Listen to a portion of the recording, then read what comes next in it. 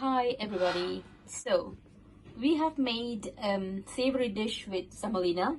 We are moving on to a sweet dish with semolina. You can do wonders with semolina. So I'm going to make what is called Kesari, and these are the ingredients, and I'll let you know what they are.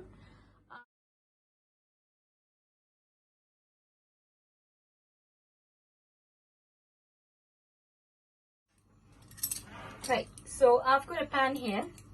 I'm using a non-stick pan, which will make life easy, but it's entirely up to you what you want to use. I'm now going to add about 2 tablespoons of ghee to the pan.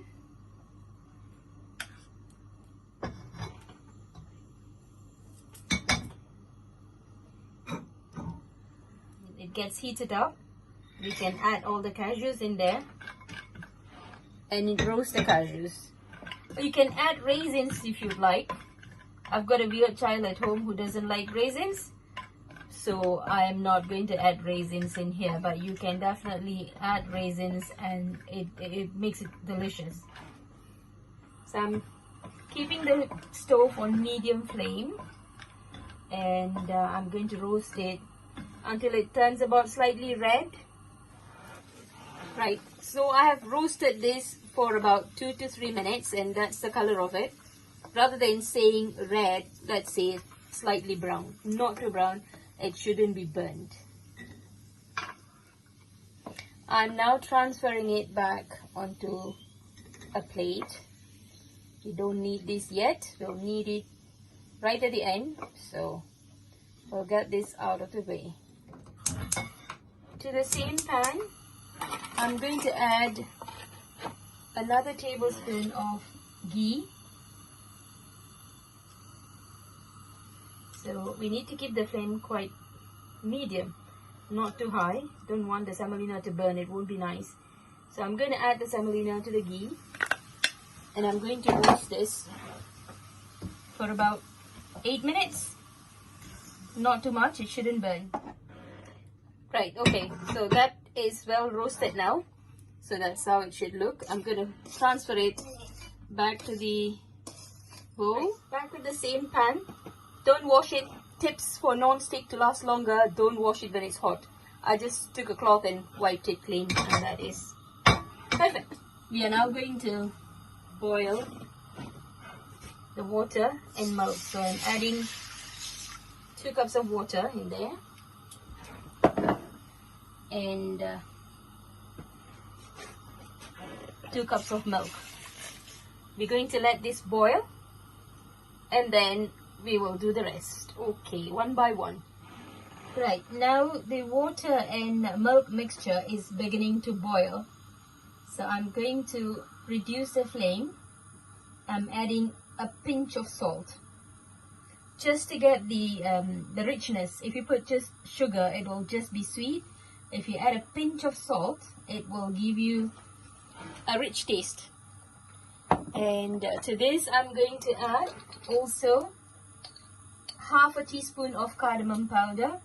Again, if you do not have cardamom powder, you can remove the seeds of the cardamom, pound it and make it into powder.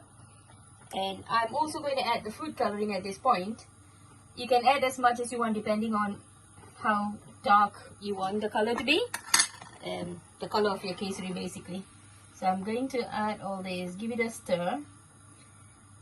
So what I'm going to do now is I'm going to add the roasted semolina a little at a time and keep stirring. So the flame now is at medium.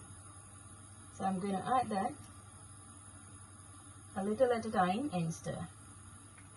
So I'm adding the rest of it, and I'm going to very quickly start stirring this.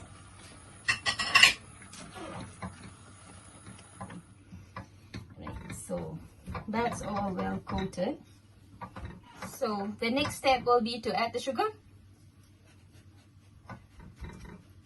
The sugar is going to melt and the kesari is going to become soft again, but then not to worry. Once all the sugar is melted and mixed well, this will become solid again. I'm going to stir this until all the sugar melts. So we have now come to this stage. I've stirred the sugar well. All the sugar has melted and now it's amalgamated with the semolina. I'm going to add a tablespoon of ghee. So we're almost done. Let's mix that again well. Another tip for this, a silicone spatula.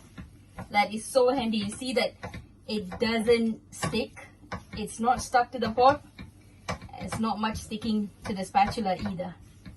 So now that the ghee is all mixed well, there we go. I'm going to add our roasted cashews. Most of it, I'm going to keep just a little bit for decoration, for a good presentation.